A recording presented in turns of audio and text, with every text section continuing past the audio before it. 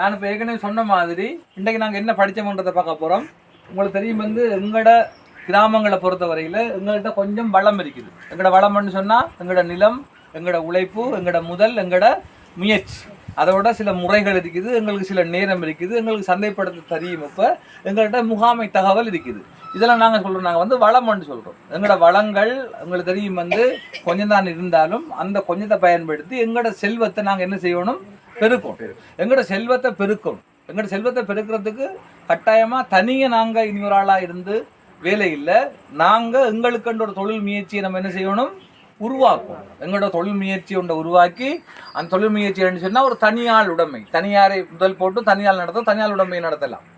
இல்லாட்டி ஒரு பங்குடைமை, இல்லாட்டி ஒரு கம்பெனி, இல்லாட்டி ஒரு கூட்டு முயற்சி, இல்லாட்டி ஒரு ஜாயின்ட் வெஞ்சர்ஸ், அப்படிப்பட்ட தொழில் முயற்சியில் நம்ம என்ன செய்யலாம், நாங்கள் உருவாக்கலாம். அப்படி உருவாக்குறதுக்கு எங்கள்கிட்ட பார்த்தோம்னு சொன்னால் எங்கள்கிட்ட நிலம் இருக்குது. இந்த நிலம் சில செழிப்புத்தன்மையை அது இழந்து எங்களுக்கு வாடகையை இல்லாட்டி குத்தகையை எங்களுக்கு தரும்.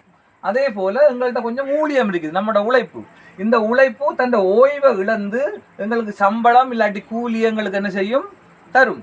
அதே போல் பார்த்தோம்னு சொன்னால் எங்கள்கிட்ட கொஞ்சம் முதல் இருக்குது, வட்டி. அந்த முதல் என்ன செய்யும்னு சொன்னால் அமைய செலவை எதிர்நோக்கி, அதாவது வட்டியை இழந்து தான் நம்ம தொழில் என்ன செய்ய போகிறோம், போட போகிறோம். ஆகவே அமைய செலவை எதிர்நோக்கி அது வட்டி எங்களுக்கு தரும். இப்போ நிலமும் எங்களோட முதலும் சேர்ந்தால் எங்களுக்கு வாடகையும் வட்டியும் கிடைக்கும். எங்களோட முதலும் எங்களோட உழைப்பும் சேர்ந்தா சம்பளமும் கூலியும் கிடைக்கும். எங்களோட நிலமும் எங்களோட ஊழியமும் சேர்ந்தா எங்களுக்கு வாடகையும் எங்களுக்கு கூலியும் கிடைக்கும்.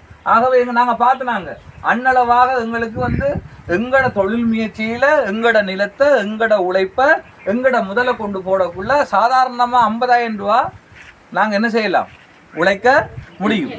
உழைச்ச அந்த 50,000 ரூபா காசையும் நம்ம அதில் உண்ணாமல், அதில் நம்ம சுய தேவைகளுக்கு பயன்படுத்தாமல் அந்த காசை நம்ம அப்படியே திருப்பி திருப்பி திருப்பி போட்டோம்னு சொன்னால் எங்களோட கடையில எங்களோட தொழில் முயற்சியில செல்வம் என்ன செய்யும், ஒவ்வொரு நாளும் பெருகி கொண்டு போகும். ஒரு காலமும் தொழில் முயற்சியை